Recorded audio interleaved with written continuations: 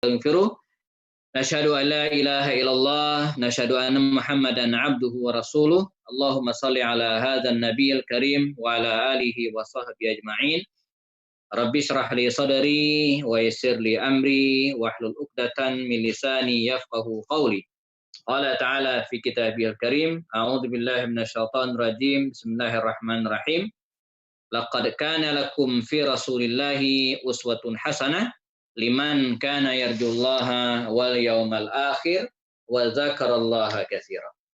Para ibu dan jamaah dimanapun berada, kita sama-sama bersyukur kepada Allah Subhanahu wa taala pada siang hari yang penuh berkah ini ya. Saya intip di luar jendela agak gelap di daerah Tanah Baru dan sekitarnya ya. Semoga kalaupun turun ya turun hujan penuh berkah. Allahumma sayyiban nafi'an ya Allah. Berikanlah kami curahan hujan yang bermanfaat. Ya. Kemudian yang kedua, masih dalam nuansa physical distancing ya, atau di rumah saja ya, kita dianjurkan dan diimbau ya untuk stay di rumah. Dan ibu-ibu dan jamaah ini luar biasa ya. Saya hampir 45 tahun diberikan nafas oleh Allah Subhanahu wa taala dengan segala dinamika dan dengan segala bentuk kehidupannya, mulai dari lahir, kecilan, pindah dari suatu kota ke kota lainnya ya. Baru pertama kali ini mengalami kondisi yang sedemikian ini ya. Kita disuruh tinggal di rumah, bahkan ke masjid pun gitu kan. Ke masjid pun kita untuk sementara ini dilarang dalam tanda kutip, walaupun kadang ngumpet-ngumpet juga gitu, saking kangennya dengan masjid gitu ya. Tapi kita harus taat, karena dengan cara inilah kita bisa, atau ini bagian dari ikhtiar kita ya. Dan kita sama-sama berharap semoga wabah ini ya segera berlalu, sehingga kita bisa menikmati hidup normal sebagaimana biasanya. Apalagi sebentar lagi akan datang bulan suci Ramadan ya, tentu dambaan kita semua agar bisa melaksanakan ibadah dengan tenang, dengan baik. Di satu sisi juga ini adalah ujian yang luar biasa dan menunjukkan kekuasaan Allah Subhanahu wa taala. Ya. Tidak pernah terbayang oleh kita kondisi akan seperti ini. Saya yang hampir ya setiap bulan atau minimal 2 bulan sekali pergi ke tanah suci dan melihat begitu luar biasa kondisi Makkah, kondisi Madinah, Masjidil Haram, Masjid Nabawi yang penuh dengan jamaah haji, tak pernah henti-henti dalam 1 kali 24 jam full terus. Ya, tapi hari ini ya, kita saksikan bersama di media online ya, bagaimana kedua masjid tersebut ya, tidak bisa diakses, bahkan sangat terbatas, walaupun masih ada sholat Jumat, sholat lima waktu ya, tapi tidak sembarang orang masuk. Ya. Umrah pun sampai hari ini tetap tidak dibolehkan, terutama bagi yang datang dari luar. Wallahu alam ya haji ya, apakah akan mengalami hal yang sama atau tidak, walaupun kita berharap semoga Allah memberikan jalan keluar untuk semua ini ya. Nah, di tengah kondisi demikian ibu-ibu dan jazakumullah, ada satu kaidah bahwa kita ya harus selalu bergerak ya, dalam tanda kutip harus terus belajar ya, walaupun di rumah kita tetap harus belajar dan kita ambil hikmahnya. Dan di satu sisi juga para ustadz juga harus tetap memberikan ilmunya, ya, walaupun tidak sesibuk sebagaimana hari-hari biasanya. Ya. Nah solusinya diantaranya dengan cara kajian-kajian online seperti hari ini. Ya. Kajian online hari ini di layar ya, sudah nampak 20 partisipan, gitu ya. Lumayan, walaupun tidak sebanyak ketika kita kajian offline di masjid, ya, sebagaimana biasanya ya. Tapi ini salah satu jalan ya. Bagaimana menuntut ilmu itu tidak pernah henti dan dimanapun kita berada. Bahkan kalau kita ingin kilas balik sedikit, saya membayangkan gitu kan, andai ya, musibah wabah ini terjadi 10 atau 20 tahun lalu ya, 20 tahun lalu misalnya, berarti tahun 2000-an ya, tahun 2000 gitu kan, tahun 2000. Atau mungkin sebelum-belumnya ketika kita masih kecil dulu ya, betapa repotnya kita. Ya. Waktu saya di zaman saya SD SMP mungkin belum ada internet gitu kan, boro-boro Zoom seperti ini. Dan bagaimana kita belanja online? Kalau sekarang kita di rumah tinggal order dan masih ada yang nganterin gitu ya. Bayangin 20-30 tahun lalu kalau kita dalam kondisi seperti ini, betapa repotnya kita. Luar biasa. Ini bagian dari skenario Allah Subhanahu wa taala. Ya. Di satu sisi kita harus bersyukur dengan kemajuan teknologi hari ini membantu kita ya, walaupun pada saat sama kita juga tetap harus berharap ya, musibah ini segera berlalu. Baik. Ibu-ibu dan anak-anak, khususnya majelis atau jamaah majelis taklim Kekasih Seruni yang tinggal di daerah Tajur Halang dan sekitarnya ya. Sebagaimana yang sudah diinformasikan, sekitar 30 menit maksimal ke depan ya kita akan lanjutkan serial kajian sirat nabawiyah, ya, sejarah hidup Nabi Shallallahu Alaihi Wasallam. Dan kalau kita lihat temanya, kajian kita sudah sangat jauh. Sudah lebih dari 14 kali pertemuan. Bagi ibu-ibu yang rutin ngikutin kajian kita, sejarah hidup Nabi, kita sudah membahas lebih dari 14 kali pertemuan. Artinya kalau sebulan sekali, sudah lebih dari setahun. Kita sudah melewati fase dakwah Nabi atau kehidupan Rasulullah ketika berada di Madinah, Makkah. Kita sudah masuk periode Madinah. Itu artinya ya, separuh hidup perjalanan Rasulullah, ibu-ibu sekalian rahimakumullah, telah kita lewati. Andai ini adalah sebuah perkuliahan, sebuah perkuliahan di perguruan tinggi, maka kita sudah melewati satu semester. Ya, sudah satu semester kita lewati. Nah, kita sudah masuk ke semester yang kedua. Dan mestinya beberapa pertemuan lalu ya ada UAS-nya, ujian akhir semester. Tapi sudahlah, saya anggap lulus semua ya. Lulus semua. Dan kita sudah masuk tahapan semester yang kedua dari kajian rutin sirat nabawiyah. Pada semester yang pertama dulu, ya, kalau boleh disebut, kita sudah belajar sejarah hidup Nabi. Dari lahir ya, sampai ya, Rasulullah SAW hijrah ke Madinah Al-Munawwarah. Sudah kita bahas. Ya. Lalu kita sudah masuk pembahasan ya, pada pertemuan terakhir Rasulullah SAW hijrah. Ya, baginda Rasulullah SAW hijrah dari Makkah ke Madinah Al-Munawwarah, pernah kita kisahkan sejarah hidupnya. Nabi SAW hijrah bersama dengan Abu Bakar Siddiq dan sudah pindah ke Madinah Al-Munawwarah. Nah, kita juga sudah bahas sebagai mukaddimah apa yang dilakukan atau bagaimana sikap penduduk Madinah ya, ketika Nabi hijrah ke negeri tersebut, ke negeri Madinah Al-Munawwarah. Kita sudah bahas. Nah, pada kesempatan kali ini, ibu-ibu dan akumullah ya, kita akan bahas apa langkah-langkah Rasulullah SAW membangun Madinah ketika beliau berada di kota Madinah waktu itu. Ini menarik. Ya. Bahkan bagi siapapun, tidak terkecuali para ibu ya, yang mayoritas ngikutin kajian kita ini, jamaah ibu sekalian Allah ya. Kita akan bahas ya, ketika Nabi datang ke Madinah, apa yang beliau lakukan? Apa yang beliau lakukan ya? Dalam membangun sebuah bangsa, sebuah peradaban, saya kira ini penting. Sehingga ada yang disebut dengan ide gitu kan. Jadi dalam membangun sebuah peradaban itu disebut dengan ide. Harus ada idenya, ini gimana gitu ya. Jadi enggak asal enggak. Gitu ya. Jadi yang kedua ya harus dilakukan sesuai dengan harus dilakukan secara terencana gitu kan. Mana yang prioritas dan mana yang enggak gitu ya. Dan harus ada target. Ini dilakukan oleh Rasul Shallallahu Alaihi Wasallam. Nah, kita akan lihat bersama. Kalau paling tidak saya mencatat ya ada 5 hal ya, 5 langkah yang dilakukan oleh Rasul Shallallahu Alaihi Wasallam ketika beliau hijrah ke Madinah dan membangun kota Madinah. Saya buat poin-poinnya ya.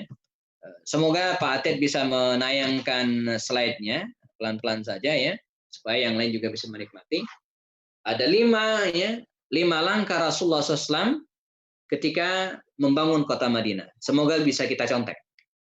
Yang pertama, ibu-ibu yang standby ya, bisa mencatat atau paling tidak mengingat.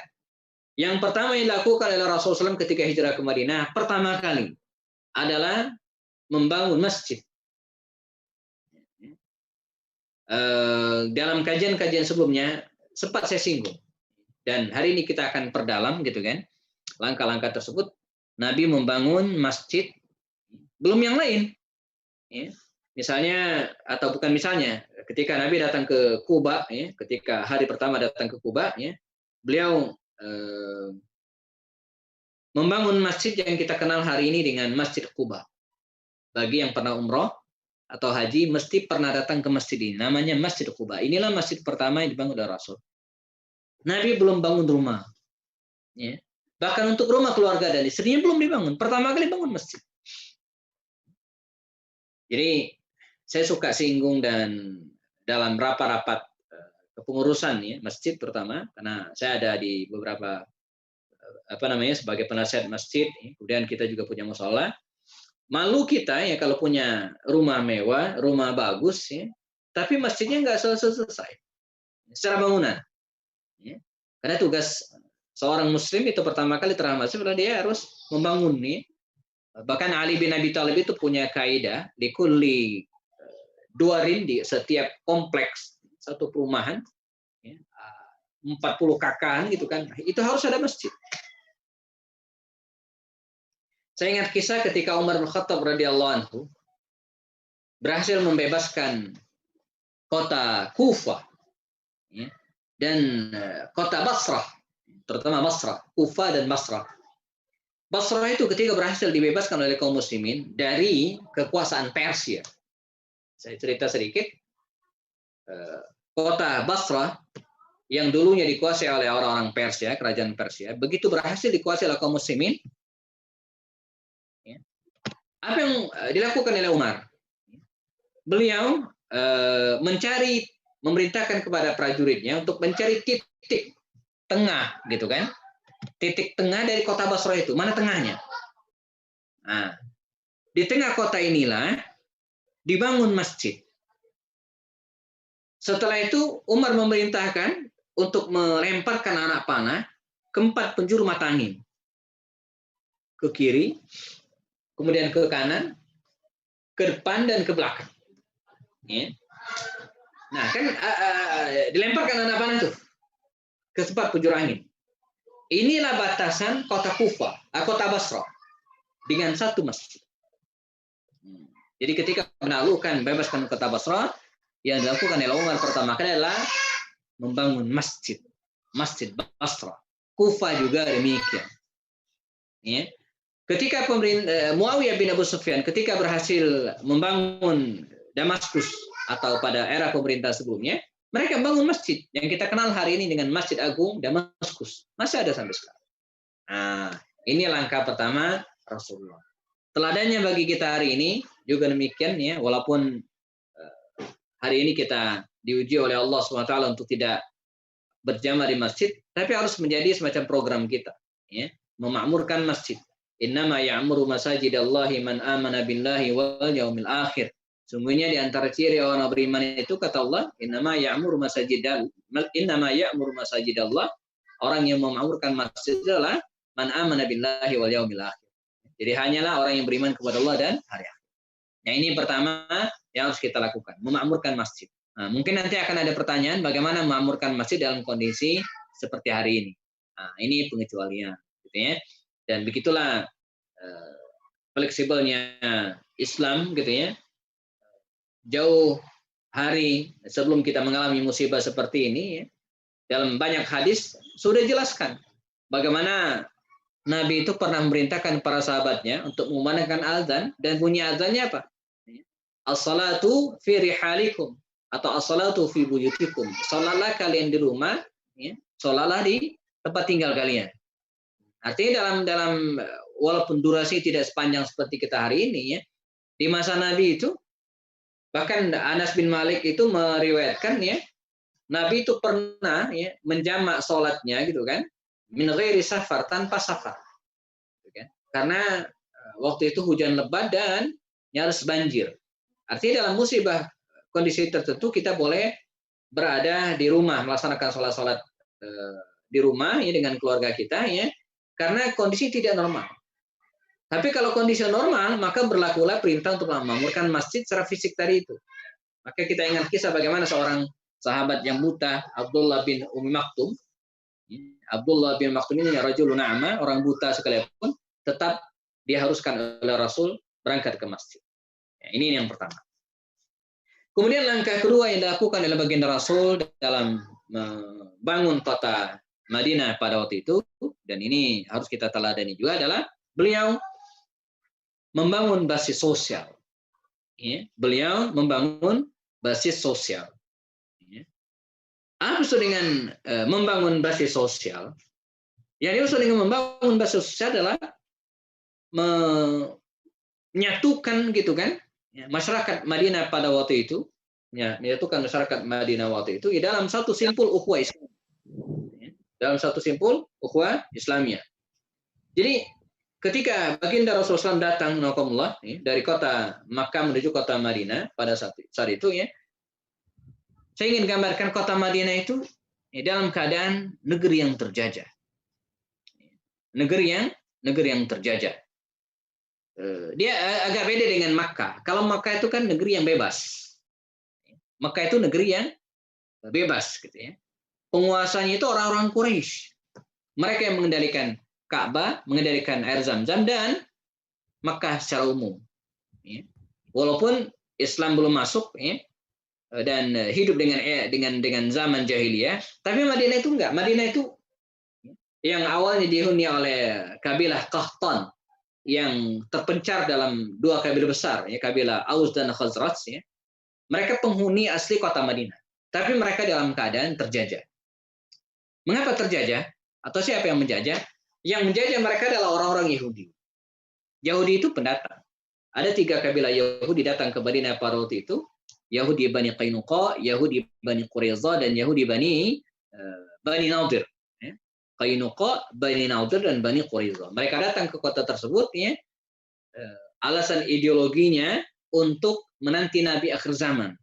Walaupun faktanya ketika Nabi datang dia tidak mengimani Rasulullah. Ini orang Yahudi paling gencar gitu ya, paling keras teriak ingin menyambut Nabi akhir zaman, tapi faktanya ketika Nabi akhir zaman itu muncul maka malah mereka mengingkari. Ya. Nah, dijajah secara ekonomi dikendalikan oleh orang Yahudi, secara politik dan kekuasaan dikendalikan oleh orang-orang Yahudi juga, sehingga hiduplah masyarakat tersebut dengan kondisi terjajah. Diadu domba, ada perang besar namanya perang Bu'as antara Aus dan Khazraj. Saya suka singgung ya, rumus penjajahan itu sederhana. Divide et impera, pecah belah dan jajahlah. Dengan cara ini Belanda itu bisa menjajah kita, Indonesia, selama 350 tahun dengan konsep divide et impera. Kalau nggak bisa. Kalau kita bersatu tidak mungkin bisa dijajah. Nah, demikian cara orang-orang Yahudi ini menjajah kota Madinah Al-Munawwarah. Mereka adu domba penduduknya sehingga mereka menjadi lemah. Karena langkah pertama Nabi ketika datang ke tempat tersebut, selain bangun masjid, beliau menyatukan kaum muslimin. Ini pelajaran bagi kita, bagi ibu-ibu jamaah yang tinggal di perumahan, kompleks perumahan, dan berbatasan langsung dengan penduduk setempat, penduduk asli, kita membaur dengan mereka. Apalagi dalam kondisi sekarang, ibu-ibu, ya, mohon maaf, ya, yang masih diberikan rezeki, yang masih diberikan leluasaan ekonomi oleh Allah SWT, ya, kita berbagi. Ya. Jadi perumahan kita ya jangan dipagari dengan tembok gitu kan. Ada mungkin pepatah Jawa mengatakan ya, jadi pagar di rumah itu bukan dengan tembok, tapi dengan mangkok. Maksudnya apa? Ya, komplek perumahan kita jangan diklaster dengan tembok yang tidak bisa dilewati orang gitu kan, tapi dipagari dengan mangkok. Apa maksudnya? Berbagi makanan, sharing. Ya. Nah, Nabi SAW menyatukan penduduk Madinah tadi itu ya dengan pendatang muhajirin. Nah, ini disebut dengan al-ikhwa, mempersaudarakan muhajirin yang pendatang dan ansar penduduk asli Madinah dengan tingkatan persaudaraan yang luar biasa. dengan tingkatan persaudaraan yang sangat luar biasa. Kita ingat kisah, dan ini kisahnya sangat terkenal. Saya suka ulang-ulang agar menjadi inspirasi bagi kita. Bagaimana baginda Rasul menyatukan Muhajirin dan Ansar. Ingat kisah Sa'ad bin Rabi al-Ansari dengan Abdurrahman ibn Auf yang sangat terkenal itu. Ya. Ketika Abdurrahman bin Auf yang datang dari Makkah menuju ke Madinah, dipersaudarakan oleh Rasul dengan Sa'ad bin Rabi, penduduk asli kota Madinah. Apa kata Sa'ad bin Rabi? Wahai saudaraku Abdurrahman, ya, ana aksarul ansari malan. Ya, demikian kata beliau. Saya ini termasuk orang yang mampu. Termasuk orang yang mampu. Ana aksaru ya, al-ansari malan. Saya termasuk orang yang mampu di kalangan Ansar. Liya bait. Ya, saya punya rumah. Saya akan bagi dua, separuh untukmu, separuh untuk Anda. Saya punya kebun, separuh untuk saya dan separuh untuk Anda. Silakan garap. Ya, wali imratan, saya punya dua istri. Ya. Faktar ayyuhuma, pilih di antara seseorang dari istri saya itu. Ayyuhuma tuhibbuha, mana yang kau sukai, ya. Utalliquha, saya akan ceraikan. Wa ba'da in qaddat iddatuha tuzawijuha. Setelah selesai masa iddahnya engkau nikah. Jadi dia menawarkan rumah, menawarkan lahan bertani, bahkan menawarkan istrinya. Begitu pengorbanan luar biasa. Tapi apa jawab Abdurrahman? Nah, ini juga pelajaran bagi kita ya. Jangan aja mumpung gitu ya, mumpung dikasih, mumpung ditraktir gitu ya. Saya suka ada candaan kita ya. Biasanya kalau ditraktir itu pesannya macam-macam gitu ya. Ditraktir makan. Selama ini makan doang, begitu traktir pesen jus, pesen dan seterusnya. Ini bukan begitu caranya. Abdurrahman mentang-mentang dikasih, ditawarin dia enggak. Dia dengan sangat penuh pendirian mengatakan apa? La, tidak. Sembari beliau mendoakan saudaranya. Dan ini juga adabnya. Jadi kita, ibu Allah ya, kalau dikasih orang sesuatu, apapun, entah nasihat, mungkin, atau harta, atau uang, biasakan untuk mengucapkan doa. Ketika Abdurrahman bin Auf ditawari oleh Sa'ad bin Rabi, dia mendoakan. Doanya apa? Barakallahu laka fi ahlika wa malik. Ya. Barakallahu laka fi ahlika wa malik. Semoga Allah memberikan keberkahan untukmu, hartamu dan keluarga. Nah, ini doanya. Ya. Nah, kalau tidak hafal, ya, boleh dengan doa yang pendek. Misalnya apa? Jazakallahu khairan. Kalau laki-laki, kalau perempuan jazakillah khairan. Ya, semoga Allah ya membalas dengan kebaikan. Kalau nggak hafal juga ribet. Ya. Ibu-ibu yang tidak pernah belajar bahasa Arab sama sekali tapi ingin menerapkan ini kadang lupa dengan siapa dibicara. Ngomong ke ustadz misalnya, ustadznya laki-laki, jazakillah khairan. Karena selama ini terbiasa ngomong dengan ibu-ibu gitu ya, jazakillah. Padahal kalau laki-laki itu jazakallah. Ya. Nah kalau ribet, ya ada yang versi pendek sekali. Pendek, apa itu? Syukran. Jadi kalau kita dikasih sesuatu, ucapkan syukran. Jawab afwan. Terima kasih kembali. Ya. Nah, Abdurrahman ya, mengucapkan doa dan kemudian mengatakan, wala la dullani ala suq. Saya tidak mau. Tapi tunjukkan aku di mana pasar. Dia ingin berbisnis. Dan itulah yang dilakukan oleh Abdurrahman. Nah, ini ibu-ibu langkah kedua Rasulullah. Bangun masjid. Yang kedua apa? Nah, menyatukan kaum muslimin. Indonesia ini kaya. Terdiri dari berbagai etnis, suku. Ya, ada 17.000 lebih pulau. Ini belum termasuk Pulau Gadung ya. Dan Pulau Samosir ya.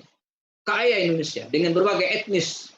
Nah, dan kita harus menjaga kekayaan dan kekompakan. Ya. Dan kita punya potensi itu. Saya dulu pernah suatu saat ya pernah umroh dan ketemu dengan orang Arab di teras Masjid Al-Haram itu ya kita ngobrol. Masih muda orangnya. Dan saya duga dia pernah ke Indonesia. Ketika melihat tampang saya, ya, dia langsung nebak. Anta Indonesi, Anda orang Indonesia. Ya. Saya bilang, kata dia, Indonesia. Kais, bagus. Kata dia, Indonesia bagus. Jadi orang-orang Indonesia di tanah suci Madinah, Makkah, Madinah itu yang terkenal sebagai orang-orang yang bagus, orang-orang yang baik. Sopan, gampang diatur dan doyan belanja gitu ya. Paling banyak belanja itu jamaah umrah Indonesia ya. Walaupun paling banyak umroh itu orang-orang India ya, tapi yang paling banyak belanja itu orang Indonesia. Dipuji, Anda Indonesia, ya saya Indonesia. Bagus, orang Indonesia bagus. Dan luar biasa, saya kalau bahasa kita, saya angkat tangan kepada orang Indonesia. Saya salut kepada Anda. Kenapa sih? Orang Indonesia itu saya tahu. Kawasan Indonesia itu tersebar ke berbagai pulau. Kita ada 5 pulau besar. Sumatera, Kalimantan, Pulau Jawa, Sulawesi, dan Irian, Papua. Belum pulau-pulau yang lainnya tersebar. Terdiri dari berbagai etnis dan kabilah. Tapi kata orang Arab ini, saya disebutkan namanya waktu itu, saya lupa namanya. Kata dia, tapi walaupun Anda terdiri dari berbagai kabilah, terdiri dari berbagai suku, kata dia, tapi saya salut. Anda bisa bersatu dalam bingkai Indonesia. Luar biasa. Ini adalah suatu hal yang sangat luar biasa. Ya. Sementara kami orang Arab, katanya itu kan, Arab. Ini sama rumah ada yang bocor nih suaranya, saya mute-kan ya. Kami orang Arab. Arab kan satu suku, etnis Arab. Ya. Walaupun satu etnis, tapi tersebar, terbagi, terpecah ke dalam berbagai negara. Sebaliknya, kita berbagai suku bisa gabung dalam satu negara. Kalau mereka enggak, satu suku terpecah dalam berbagai negara, tidak bisa bersatu. Maka ada negara Mamlakat Arabi, Saudi Arabia, ya, ada Mesir, Arab juga itu, ada Uni Emirat Arab, ada Bahrain, ada Qatar, ada Yaman, ini negara Arab semua. Tapi mereka terpecah dalam berbagai negara, tidak bersatu. Nah, kita punya potensi itu. Indonesia bisa bersatu. Ya. Baik, kita lanjutkan cepat saja karena waktu terus bergulir dan di luar sudah mulai turun hujan. Saya nggak tahu kalau di Tajur Halang dan sekitarnya ya. Di tempat saya sudah mulai turun hujan, alhamdulillah. Yang ketiga yang dilakukan Nabi apa? Membuat konstitusi, undang-undang, peraturan, tata tertib. Ini perlu. Ketika Nabi datang, Madinah itu dihuni oleh banyak orang dengan segala berbagai kepentingannya, ekonomi, kekuasaan, politik, dengan berbagai macam agama. Muslim minoritas di situ. Maka Nabi dengan segala kecerdasannya mengusulkan, menginisiasi, kalau bahasa kerennya gitu ya, memulai, menggagas, dan sebelumnya belum ada, ya, sebuah undang-undang, sebuah kesepakatan, ya, yang menaungi semua penduduk Madinah, Muslim atau bukan Muslim, siapapun dia, pendatang atau bukan pendatang. Yang belakangan undang-undang ini kita kenal dengan Mitsaqul Madinah, perjanjian atau piagam Madinah. Ini luar biasa. Dengan adanya undang-undang ini, maka seluruh penduduk Madinah ternaungi. Mereka bebas melaksanakan agama dan kepercayaannya masing-masing tanpa diganggu oleh orang lain. Ya. Dan mereka tidak juga bisa mengusik, mengganggu orang lain. Ya. Ada klausul-klausul di mana mereka harus membela Madinah secara bersama-sama. Ada klausul di mana masing-masing kabilah berhak menyatakan pendapat dan melaksanakan agama sesuai dengan kepercayaannya dan seterusnya. Ini ide cerdas Rasulullah SAW. Hikmahnya bagi kita apa? Hikmahnya, kita juga yang hidup dengan berbagai kepentingan, berbagai suku di negara kita, bahkan terdiri dari berbagai agama juga demikian. Harus ada aturannya, undang-undangnya. Nah, disinilah secara politik kita punya kepentingannya untuk mengirim orang-orang soleh ke panggung-panggung kekuasaan, ke parlemen. Ya. Mohon maaf, ya, kita boleh setuju atau tidak gitu ya. Jakarta, ya, DKI Jakarta dengan pimpinan misalnya atau sekarang ya Pak Anies Baswedan ya, dengan kebijakannya. Jadi kebijakan satu orang pemimpin gitu kan, Ini sangat berarti dalam sebuah wilayah. Perundang-undangan peraturan yang sudah ditetapkan itu bisa mengikat penduduk tersebut. Ini secara politiknya kita perlu mengirimkan anggota-anggota dewan yang punya visi bagus, orang-orang soleh. Sebab mereka yang akan membuat undang-undang di negara kita ini, akan menentukan kebijakan. Nah, ini yang dilakukan Nabi yang keempat. Kita percepat saja. Program Rasulullah yang keempat, sebelum kita lanjutkan dengan diskusi, adalah membangun ekonomi. Ya, membangun ekonomi. Penduduk Madinah itu mayoritas adalah petani, dibiarkan mereka bertani. Muhajirin itu sebagian besar adalah pedagang, maka mereka dianjurkan berbisnis. Sehingga dalam waktu singkat kota Madinah yang tadinya secara ekonomi dikuasai oleh orang-orang Yahudi, maka dalam waktu singkat dikuasai oleh kaum Muslim. Pelajaran bagi kita hari ini apa? Ini penting juga bagi kita. Melahirkan orang-orang yang punya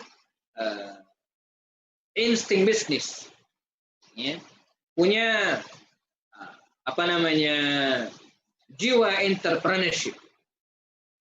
Saya ingat Bang Valentino Dinsi, penulis buku-buku entrepreneur, dalam sebuah seminar bareng saya waktu itu dia mengatakan, Ustaz, saya punya program.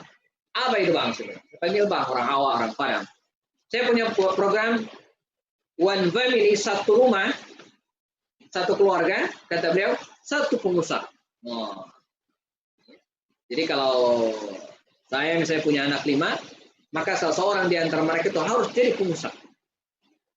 Bayangin nih kalau ini terrealisasi, luar biasa. Nah, saya juga tantang waktu itu. Ya Bang, saya juga punya program. Apa itu Ustaz?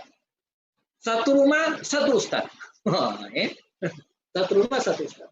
Luar biasa itu. Kalau setiap keluarga, di antara mereka ada yang jadi pengusaha besar, ada yang jadi Ustaz, ada yang, maka kita akan bisa mengelola negeri kita ini dengan tangan. Maaf, negara kita ini negara kaya, tapi sayang dikelola oleh orang asing. Mengapa? Karena kita tidak punya jiwa. Terakhir, sebagai penutup, sebelum kita diskusi, apa yang dilakukan Rasulullah SAW? Pertama, membangun masjid. Yang kedua, membangun basis sosial. Yang ketiga, membuat undang-undang. Yang keempat, membangun ekonomi. Yang kelima, terakhir, sebagai penutup. Rasulullah SAW membangun angkatan militer, angkatan perang. Maka setelah tema ini, nanti kita akan bicara serial perang di masa Rasulullah. Dibentuk satuan-satuan militer, satuan perang. Tahun pertama Hijrah itu paling tidak ada 8 pasukan perang, ekspedisi, satuan-satuan angkatan perang yang dibentuk oleh Rasul dan semuanya dari kalangan Muhajirin. Penutup, apa pentingnya bagi kita hari ini? Poin ini juga harus menarik perhatian kita. Bangsa yang kuat, dikagumi dan ditakuti, bukan bangsa yang kaya dan besar penduduknya, enggak. Bangsa yang kuat dan ditakuti di dunia adalah bangsa yang militernya kuat. Amerika mengapa ditakuti di dunia hari ini? Karena kekuatan militernya. Kalau mau kaya, mungkin per kapita lebih kaya penduduk Timur Tengah mungkin, Brunei dan seterusnya. Tapi mereka punya angkatan perang yang luar biasa. Nah, Nabi tahu, karenanya secara negara kita harus memperkuat angkatan militer ini. Tapi secara keluarga, saya bicara ibu-ibu, pentingnya kita menanamkan ruhul askari, jiwa militer kepada anak-anak. Bangun fisik anak-anak itu menjadi fisik yang kuat, tidak gampang sakit. Beri mereka sarana olahraga yang cukup, peluangnya olahraga yang cukup, latihan fisik yang kuat. Olahraganya itu olahraga dengan fisik, bukan hanya dengan jempol. Anak-anak kita hari ini olahraga dengan jempol enggak, tapi dengan siapkan sarana yang baik untuk mereka. Bila perlu daftarkan mereka ke klub-klub bela diri, bukan untuk berkelahi, bukan, tapi untuk membangun fisik mereka agar bagus. Nah, ini 5 langkah Rasulullah ketika beliau membangun Madinah Al-Munawwarah dan menarik untuk kita telah sebagaimana yang sudah diuraikan. Ya. Nah ini ibu-ibu dan rahmatullah dimanapun berada, kajian kita pada hari ini yang di studio menunjukkan pukul 14.17 menit. Ya. Kita ada waktu ya, mungkin 15-20 menit sesuai dengan kebutuhan kita untuk diskusi tanya jawab. Kita akan buka sesinya ya untuk diskusi. Jika ada ingin tanyakan bisa live langsung gitu ya, atau bisa juga menulis pertanyaannya di kolom chat ya. Ada kolom chat di bawah ya, silakan tulis. Kalaupun tidak bisa langsung. Demikian dari saya dan saya akhiri sementara. Billahi taufik. Assalamualaikum warahmatullahi wabarakatuh. Waalaikumsalam warahmatullahi wabarakatuh. Silakan ibu-ibu kalau ada ingin tanyakan. Dibuka apa namanya? Mute suaranya masing-masing jika ingin bertanya. Ya Ustadz, Assalamualaikum warahmatullahi wabarakatuh. Waalaikumsalam. Dengan ibu siapa ini? Saya Bu Wulansari. Oke, Ibu Wulansari. Oke, Ibu Wulansari. Ya, kan ada 3 kelompok masyarakat, berarti masyarakat muhajirin, masyarakat ansor, masyarakat penjajah itu. Itu kan Yahudi, kompleks sekali. Ya, Yahudi. Ya. Bisa Ustadz bayangkan atau kita bayangkan, sudahlah Rasulullah SAW baru datang, terus sepertinya ngatur gitu, terus gimana tuh? Panas dong penjajah baru datang ngatur. Gimana tuh kompleksitas huru haranya gitu. Terus bagaimana mengatasinya? Terima kasih. Menarik sekali jawabannya ya. Baik, Ibu Wulansari dan ibu-ibu yang lainnya. Jadi begini. Secara umum ya, penduduk Madinah waktu itu, selain yang sudah disebutkan tadi ya, penduduk asli ya, Aus dan Khazraj, gitu ya. Lalu kemudian Yahudi dan ada juga kabilah-kabilah kecil. Jadi kompleksitasnya bukan hanya berhadapan dengan penduduk asli dan Yahudi saja atau Yahudi, tapi juga ada kabilah-kabilah kecil yang berada di kota Madinah waktu itu. Dan mereka belum Islam. Nah, bagaimana kok bisa Nabi datang-datang ngatur gitu? Bayangan kita kan seperti itu, gitu ya. Pertama, sebelum hijrah pernah kita bahas sebelumnya, sudah ada yang Muslim. Ya, jadi sebelum baginda Rasul hijrah dari Mekah ya, sudah ada ya 3 gelombang. Gelombang pertama datang ke Mekah 6 orang. As'ad bin Zurarah dan kawan-kawan masuk Islam dan pulang ke Madinah. Tahun berikutnya datang lagi 12 orang membaiat Rasulullah, berjanji sumpah setia kepada Rasulullah dalam Baiatul Aqabah al-awwal. Baiatul Aqabah pertama. Pulang mereka. Tahun ketiga, ya ada 72 orang datang kepada Rasulullah SAW dan membaiat Rasulullah. Baiat Aqabah yang kedua. Bahkan dalam baiat Aqabah yang kedua ini ada klausul perjanjian apa? Kata orang-orang Madinah yang telah membaiat Rasulullah ini, mereka diminta berjanji oleh Rasul dengan kalimat begini. Kami akan menjagamu ya Rasulullah, sebagaimana kami menjaga diri kami sendiri dan keluarga kami. Nah, jadi sudah diambil sumpah setianya oleh Rasulullah. Dan selain itu juga, Nabi sudah mengutus Mus'ab bin Umair ke Madinah lebih dulu. Ya, sehingga ketika Nabi datang, Nabi itu begitu datang, dilulukan. Ya, diterima dengan sangat baik oleh mereka.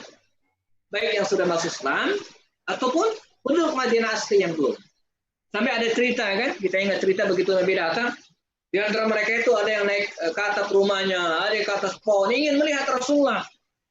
Bahkan ada riwayat mengatakan mereka menyambut Nabi itu dengan syair-syair. Ya. Kalau hari ini kita ada syair yang bunyinya begini.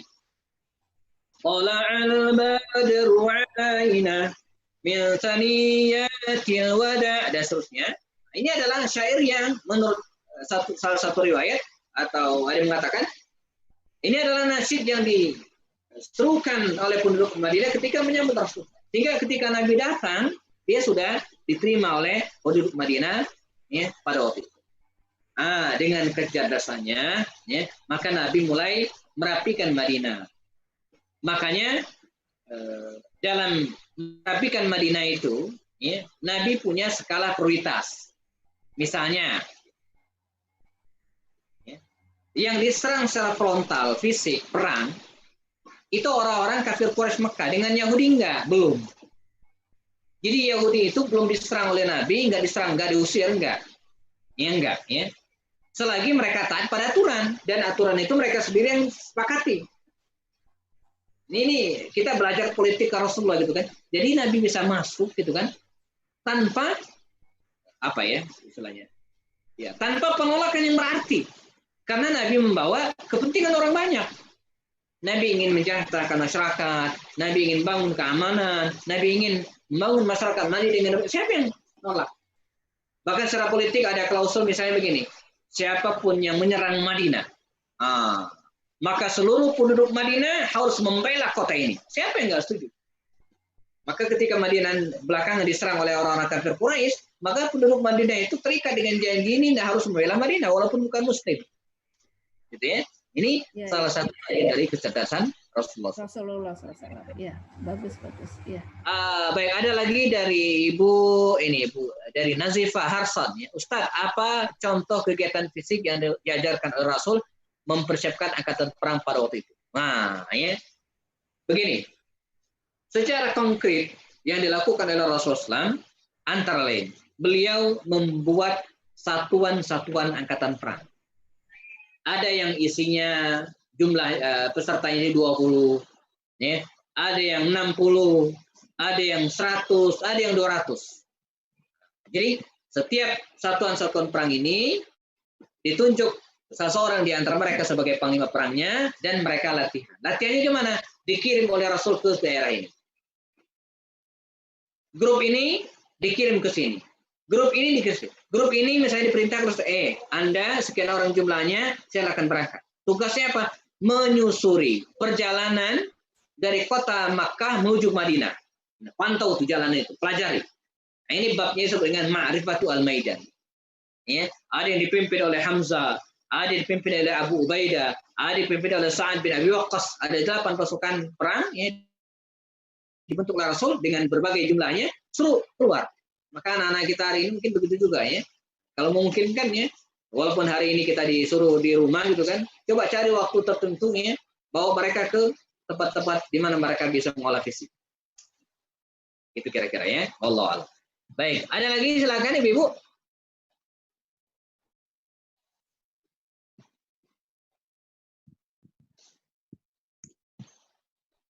Ini ada lagi dari Ibu Ida Farida, ya, dari Ibu Ida Farida. Ustaz, terkait kondisi sekarang, selain hafalan Quran, apa saja yang harus diajarkan kepada anak-anak kita? Ya, selain menghafal Quran, ya apa saja yang harus diajarkan kepada anak-anak kita? Jadi begini, Imam Al-Ghazali, ya, yang dikenal dengan Hujjatul Islam, ya, membagi ilmu itu menjadi 2. Pertama, ada ilmu yang sifatnya fardhu ain. Yang kedua, ada ilmu yang sifatnya fardu kifayah. Apa maksudnya? Ilmu yang sifatnya fardu ain adalah ilmu yang harus dipelajari oleh setiap individu muslim. Mau tidak mau harus. Misalnya apa? Fikih tata cara ibadah harus diajarkan kepada anak. Mulai bab taharahnya, bersucinya, berwudunya, ya, lalu kemudian sholatnya dan seterusnya. Ini fardu kifayah harus. Membaca Al-Quran tadi itu fardu ain, bukan fardu kifayah, maaf, fardu ain. Jadi yang ditanya oleh Allah Subhanahu wa taala di akhirat nanti ya, itu masing-masing fardu ain ya. Dia hal-hal yang berkenaan bagaimana kita menyembah Allah Subhanahu wa taala. Ya. Nah, yang kedua ada fardu kifayah. Fardu kifayah ini adalah tidak wajib bagi semua orang. Tapi harus ada yang pelajari. Syekh Yusuf Al-Qardawi dalam kitabnya Fiqhul Al-Awlawiyat, ya, fikih prioritas, ya, itu menyebutkan bahwa ada beberapa ilmu yang harus dipelajari oleh setiap muslim dan sifatnya fardu kifayah. Mohon maaf, ya, selama ini ya kalau kita bicara tentang fardu kifayah, itu selalu contohnya itu apa? Nyolatin jenazah gitu ya. Ayo kasih contoh yang fardu kifayah, itu mesti sholat jenazah. Padahal kata Yusuf Qardawi enggak. Di antara yang fardu kifayah itu apa? Misalnya menyekolahkan anak di fakultas kedokteran. Harus ada itu. Anak-anak kita yang sekolah di fakultas kedokteran walaupun mahal.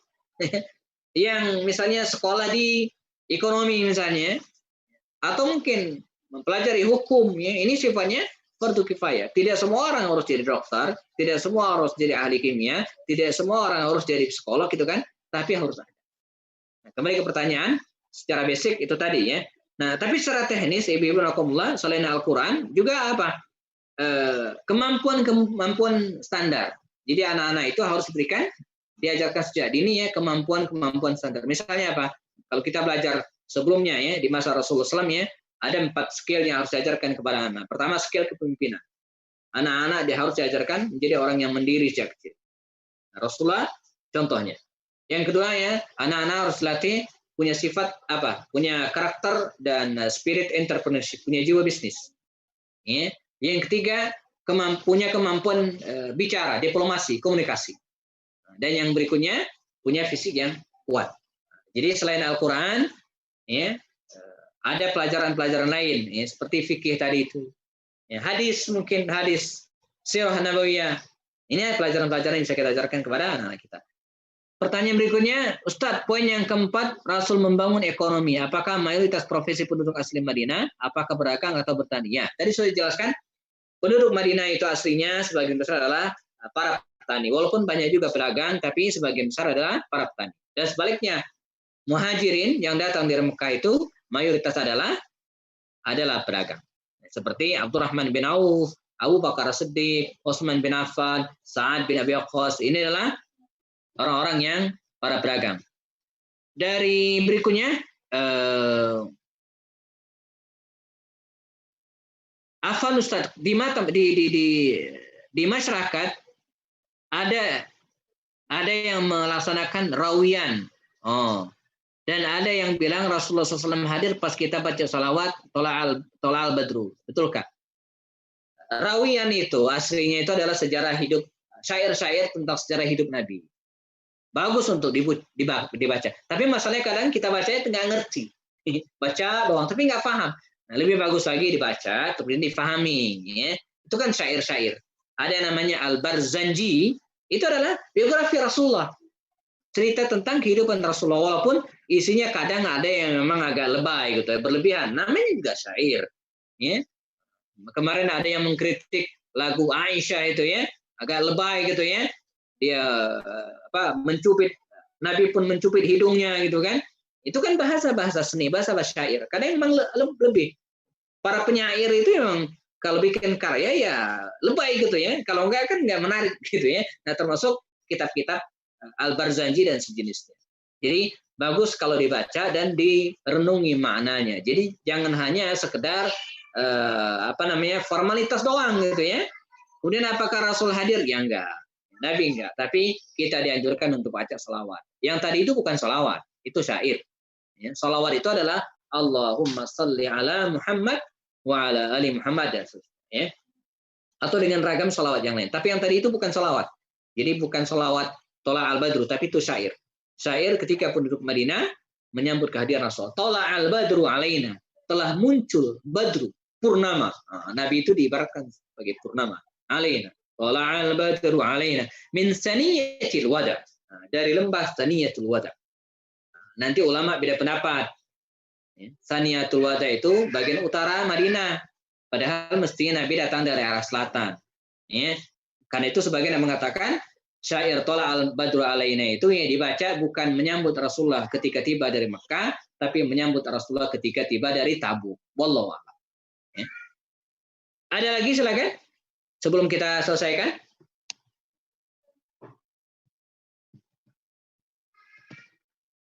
Ya. Dari Ibu Nazifah ya, Ustadz gimana nih sebenarnya hukum syair dan nyanyian? Syair dan nyanyian akhir-akhir ini banyak sekali yang memperdebatkan ya. Ya. Begini ya. Syair atau nyanyian ya. Itu tidak bisa dilepaskan hukumnya, hukum bersyair dan bernyanyi itu dengan pengiringnya atau dengan kondisinya. Syair kata-katanya bagus, ya. Tapi dibarengi dengan perbuatan-perbuatan maksiat misalnya, joget, campur baur laki perempuan ya nggak boleh. Jelas tidak boleh ya. Tapi kalau sebaliknya syair, nyanyian dengan kata-kata yang bagus, tapi kemudian bisa memberikan semangat. Bahkan ketika baginda Rasul menggali parit dalam perang Khandaq itu, Abdullah bin Rawaha dan para kaum muslimin yang lainnya, mereka mendendangkan syair. Jadi sambil menggali parit itu mereka mendendangkan syair, memberikan semangat kepada mereka. Bahkan ketika masuk ke kota Makkah dalam umrah qadha, Abdullah bin Rawaha pun mendendangkan syair yang sempat dicegah oleh Umar, jangan, tapi dibiarkan oleh Rasul. Nah ini jadi hukumnya bagaimana? Lihat kondisi. Jadi kalau syair itu sesuatu yang netral, dia bisa bermanfaat dan bisa juga menjadi hal yang mudarat. Nyanyian juga demikian. Kalau nyanyian itu diiring dengan musik-musik yang bisa melalaikan, ya. Saya ingat dulu ada mantan rocker almarhum sudah meninggal, ya, Kang Hari Mukti, ya, dalam sebuah acara saya bareng beliau sampaikan, ya, Ustadz, kata dia, saya dulu ya kalau sudah bernyanyi itu bisa melenakan orang sampai 2-3 jam orang terlena, lupa dengan segalanya, lupa sholat, lupa keluarga semua. Jadi jingkrak-jingkrakan, nah jelas ini tidak dibenarkan, ya, tidak dibolehkan. Ya. Tapi kalau syair-syairnya, nyanyian itu bisa memberikan semangat, ya, menambah cinta kita kepada orang-orang, kepada Rasulullah, ya, kepada keluarga beliau, dan tentu tidak berlebihan gitu kan, ya maka ini boleh-boleh saja. Yang penting jangan sampai melalaikan, gitu ya. Jadi nyanyian itu aslinya sesuatu yang mubah. Sesuatu yang mubah itu tergantung pengiringnya, tergantung kondisinya. Ya. Jangan sampai asyik bernyanyi, lupa baca Quran, lupa sholat berjamaah, ya, dan yang lainnya. Jelas tidak ada pernah. Ya. Kemudian, masih adakah?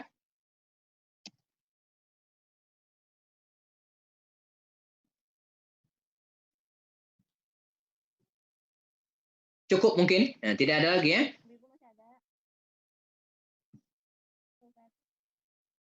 Baik, ada lagi Ibu? Oh, ada satu lagi nih baru masuk. Coba saya bacakan.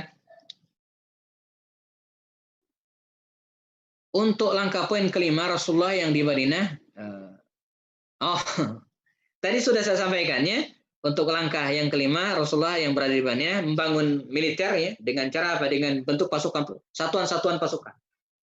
Ekspedisi syariah yang jumlahnya bermacam-macam. Ya, mereka ini bikin grup oleh Rasul dan kemudian disuruh pergi ke sini satu. Pelajaran bagi kita hari ini ya, olah fisik itu penting supaya tetap sehat. Baik, ada lagi? Cukup Bu ya?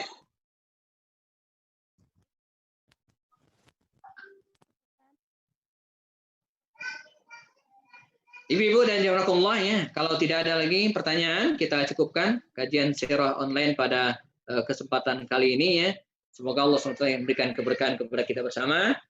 Dan ya, insyaallah pada masa-masa mendatang ya berharap kita tidak hanya kajian online tapi bisa offline sebagaimana biasa. Dan kita berharap juga semoga ya Ramadan yang akan tiba ini ya bisa kita lalui dengan baik, dengan maksimal insyaallah. Demikian, semoga bermanfaat, biar berkah. Sama-sama kita tutup dengan doa kafarat majlis. Subhanakallahumma wa bihamdika asyhadu an la ilaha illa anta astaghfiruka wa atubu ilaik.